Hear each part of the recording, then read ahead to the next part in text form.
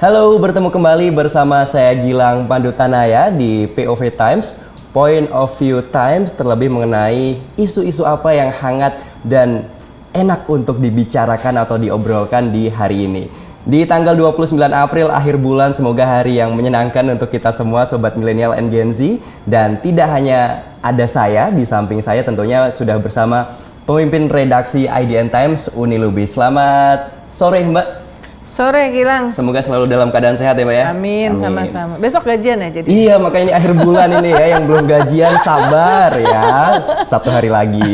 Nah Mbak, ini kemarin kan minggu lalu sempat kita ngobrol tentang ini ya, akhirnya ketok palunya dari MK. Bahwa Prabowo dan Gibran sudah resmi dari KPU dan MK ya. Presiden terpilih. Nah ini terus di minggu berikutnya, ini kan akhirnya kemarin juga Mbak Uni bilang Prabowo itu akan menggandeng nih dari yang sebelumnya bisa dibilang lawan, akhirnya menjadi kawan. Nah isu apa nih Mbak yang akhirnya hangat di kalangan kita, terutama di redaksi yang mungkin teman-teman Sobat Milenial and Gen Z belum tahu nih lebih detailnya? Ya. Terima kasih Gilang. Jadi supaya ada behind the scene ya, kira-kira tahun lalu kalau saya tidak salah sekitar bulan Mei itu Prabowo mengundang sekitar 30-an pemimpin redaksi ke kediaman pribadinya di Hambalang ya, Padepokan Garuda Yaksa. Saya ingat sekali salah satu yang disampaikan oleh Pak Prabowo pada saat itu adalah alangkah baiknya jika 30 sampai 35 elit politik Indonesia itu kompak, solid, bertemu, bersatu. Jadi semua persoalan bangsa ini bisa dibicarakan bersama. Nah waktu itu dia misalnya dimulai dari presiden, wakil presiden, tentu mungkin ketua-ketua organisasi keagamaan, tokoh-tokoh politik, ketua lembaga tinggi negara, termasuk ketua-ketua parpol. Ya intinya waktu itu Pak Prabowo tuh mengatakan bahwa kita ini sedang dalam situasi yang sulit ya, ada konflik geopolitik, waktu itu sih Ukraina dan Rusia ya, belum ada yang Israel dan Palestina, tetapi itu saja sudah membuat dunia itu terpengaruh sekali ke konflik geopolitik, dampaknya ke ekonomi sedunia termasuk ke Indonesia karena mempengaruhi pergerakan arus barang, logistik, segala macam ya. Ekspor kita juga terganggu. Nah itu dia mengatakan bahwa dalam situasi seperti itu harusnya kita semua bersatu. Dan sebetulnya kan keputusan politik elit ini kan mungkin kata Pak Prabowo ya sekitar 30 sampai 35 gitu ya. Pada saat itu Pak Prabowo mengatakan. Jadi saya tidak kaget ketika kemudian Pak Prabowo meskipun belum ditetapkan sebagai pemenang pemilu versi Mahkamah Konstitusi ya, baru versi KPU, masih ada gugatan ke MK, sudah menunjukkan inklinasi atau niat untuk merangkul semuanya. Ya, itu jadi satu. Jadi dari tahun lalu Pak Prabowo sudah mengatakan itu. Saya ingat betul itu ya. Jadi nggak kaget ya? Nggak kaget. Saya termasuk nggak kaget. Mungkin teman-teman Pemret mungkin juga nggak kaget ya.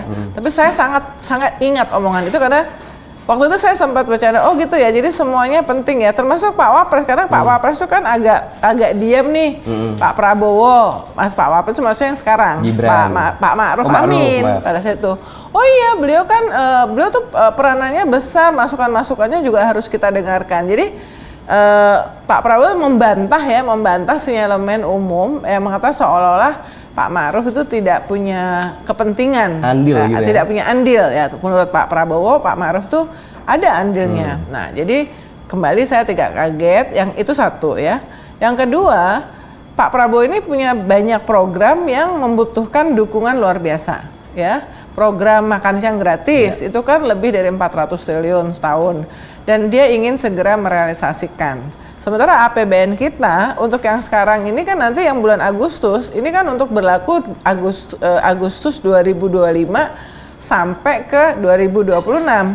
Nah kalau Pak Prabowo ingin merealisasikan segera sesudah dia dilantik tanggal 20 Oktober 2024, tentu dari sekarang dia butuh dukungan. Dan dukungan itu kalau misalnya untuk di parlemen harus dukungan yang mayoritas. Dia belajar pasti dari Presiden Jokowi. Presiden Jokowi itu periode pertama itu belum mayoritas dukungan partai politiknya. Jadi baru di periode kedua sejak 2019 lalu ada koalisi yang notabene sebetulnya yang tidak dalam koalisi Presiden Jokowi cuma PKS, Partai Demokrat. Yang lainnya tuh semua pro ke Presiden Jokowi. Nah, Pak Prabowo ingin nih segera merealisasikan program besarnya, termasuk modernisasi dari alutsista ya.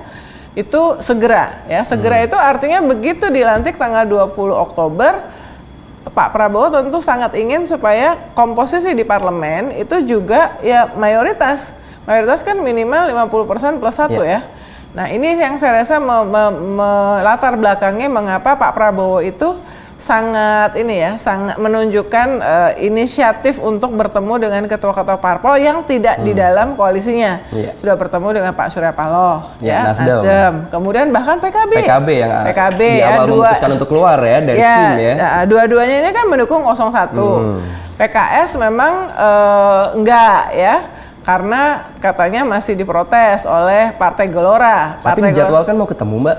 Ya kemarin kan masih karena ada Partai Gelora sempalannya PKS ya, yang notabene ada di kubu 02 pendukung Pak Prabowo. Tapi sekali lagi Partai Gelora nih niatnya apa nih mendukung Pak Prabowo? Tentu kalau niatnya ada sincere ya, niatnya itu adalah tulus ingin menyukseskan presidensi Prabowo Subianto, ya dia harus rela. Kalau Pak Prabowo punya kepentingan untuk merangkul PKS juga.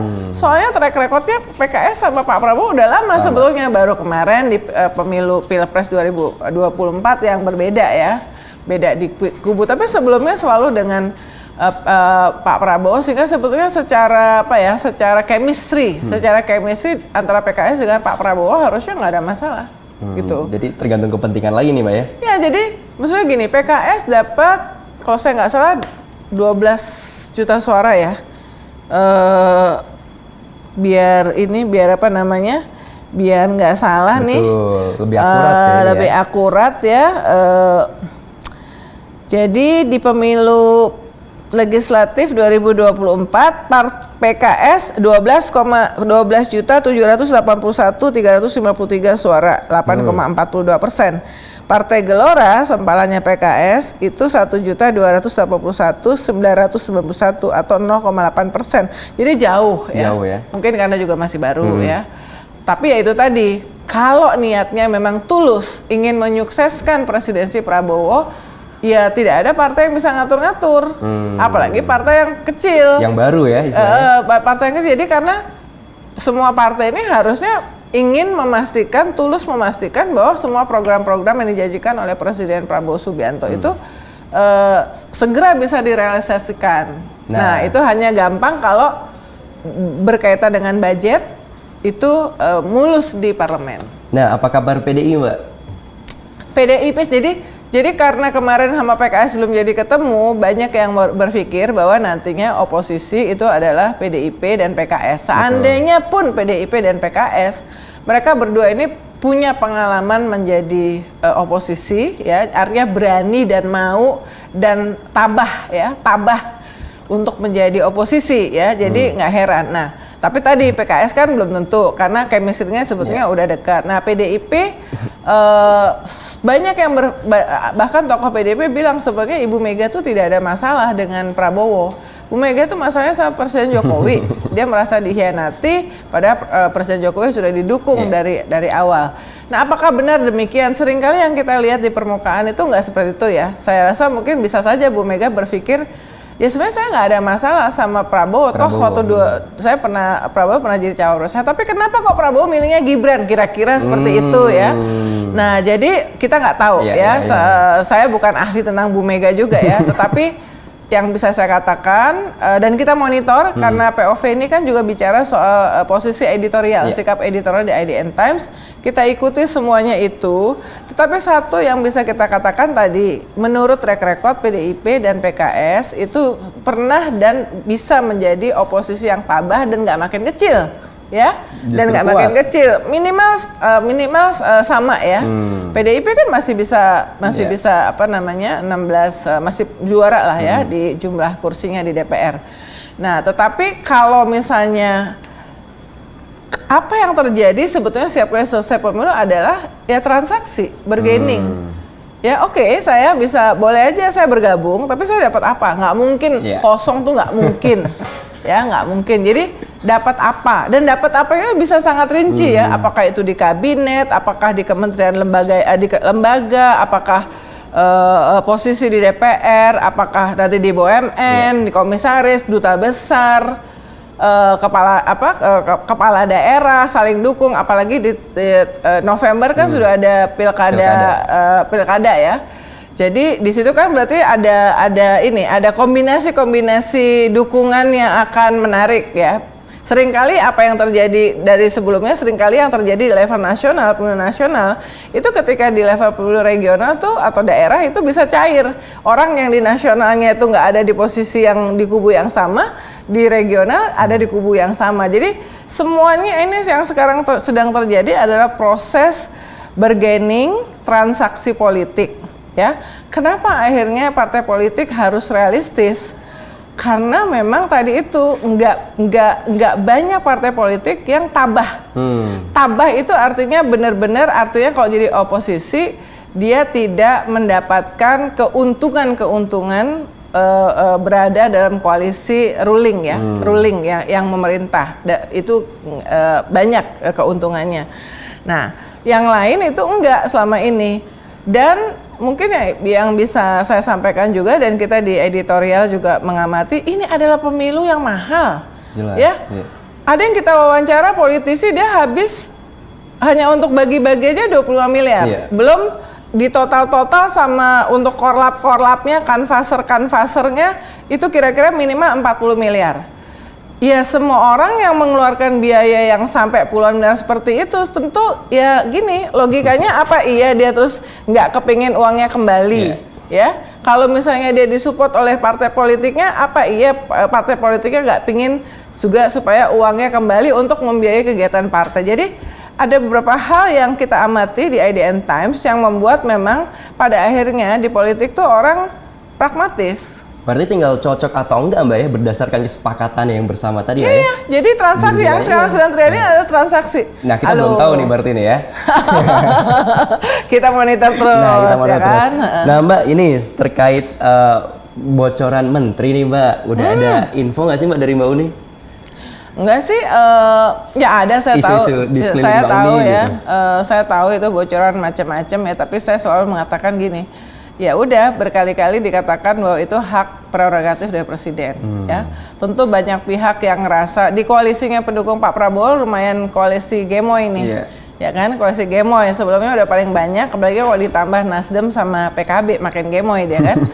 Artinya yang harus dibagi-bagi juga makin banyak. Tapi ada orang-orang yang setia 20 tahun lebih sama Pak Prabowo, yaitu dari teman-teman Gerindra atau teman Golkar yang sudah sangat setia lama, misalnya yang dari faksinya Pak Abu Rizal Bakri yang udah dianggap abang, udah bersahabat sama Prabowo 40 tahun lebih. Kemudian juga Pak Prabowo aktif di HKTI, mungkin kebijakan-kebijakan pertanian apa segala. Jadi banyak yang harus diakomodir Pak Prabowo, sementara yang lain koalisinya juga menginginkan. Jadi saya sih berharap Pak Prabowo meskipun naiknya kemudian sempat mengalami masalah digugat di MK, tapi dengan semangat bahwa Pak Prabowo itu ingin supaya ke depan itu situasi kita menjadi lebih solid karena berhadapan dengan situasi dunia yang tidak menentu, maka Pak Prabowo akan memilih orang-orang ya, kami di editorial memilih orang-orang yang memang profesional, tidak terikat kepada hanya soal dukungan-dukungan politik, tapi memang orang-orang yang terbaik dan tepat untuk membantu Pak Prabowo melewati masa yang penuh dengan turbulensi ini. Berharap banget sih ya. Jadi dulu itu kita lihat Presiden Habibie. Saya kan wartawan zaman dulu ya. Pak Habibie itu sebagai menteri kesayangannya Presiden Soeharto, dikritik banget sama banyak media ya, karena salah satunya dia dianggap big spender. Proyek-proyeknya tuh membutuhkan dana yang luar biasa. Sehingga teknokrat-teknokrat yang bagian di Kementerian Keuangan apa segala macam tuh biasanya tuh mereka kan yang bagian ngekat nih. Jadi hubungannya nggak bagus ya. Jadi dikritik banyak media juga, bahkan Tempo dan dua media yang lainnya yang dibredel di zaman Soeharto itu kan gara-gara memuat soal isu pembelian kapal selam Jerman ya. Tapi Pak Habibie yang hanya memerintah sebentar sebagai presiden ketika Presiden Soeharto lengser, itu kemudian membuktikan bahwa justru undang-undang yang reformis itu lahirnya di era Presiden Habibie, termasuk undang-undang pers nomor 40 tahun 99. Bank sentral juga jadi independen, meniru Jerman ya.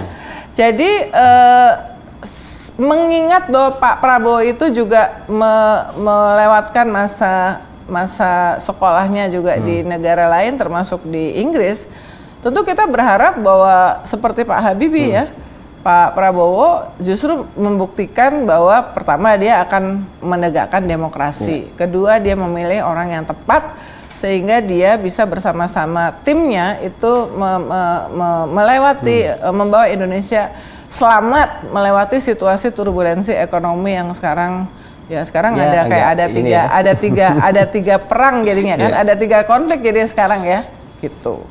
Ya. Jadi kita tunggu ya nanti. Jadi nggak usah ngomongin KB masih kejauhan lah itu ya. Kita di IDN Times kita tidak bicara atau meliput rumor. Kita sesuai fakta aja nanti ya di lapangan. Nah Mbak, nanti malam nih Mbak, Timnas Indonesia U23 waduh, seru banget besutan Sinteyong masuk ke semifinal. Yang kalau ini nanti bersejarah ya. Betul, yang nanti menang otomatis Indonesia siap nggak kayak begitu ya? Harus, yang nanti menang dia bakal masuk ke Olimpiade Paris. Mudah-mudahan. Peluang menurut dari Mbak Uni gimana Mbak Indonesia? Apalagi kemarin sampai ke babak penalti loh, perjuangan cukup lama itu Mbak, berapa menit sendiri kan? Ya ini memang adalah masa-masa yang membanggakan. Timnas Indonesia U23 ini kan ada di grup Qatar, kemudian Australia, Yordan. Ya betul. Dengan Qatar ya ada kontroversi soal bagaimana wasit pada saat itu. Tapi dengan Australia menang 1-0, dengan Yordan 4-1. Lalu kemudian masuk ke babak yang kemarin ya, perempat final melawan Korea. Nah kebanyakan nih tim disebut oleh para pengamat bahwa tim di Asia Tenggara ini seringkali mentalnya udah down duluan kalau berhadapan dengan tim-tim dari negara Asia yang sudah besar-besar lah kayak Jepang, Korea ya, Irak juga.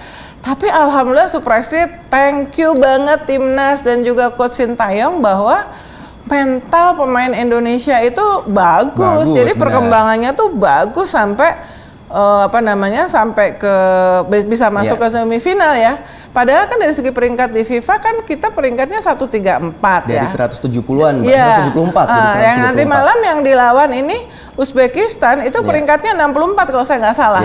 Dan punya track record tidak pernah kebobolan, paling produktif selama selama turnamen ini ya. Jadi bicara peringkat dan bicara track record selama turnamen yang ini, Uzbekistan di atas, Indonesia underdog. Tetapi mudah-mudahan dengan melihat track record pemain Indonesia yang mentalnya itu makin baik dan makin pede, bahkan, nah katanya gini, kalau udah tos-tosan, saya ngomongnya tos-tosan ya, adu penalti ya, itu kan di situ yang menentukan mental banget tuh, ya kan?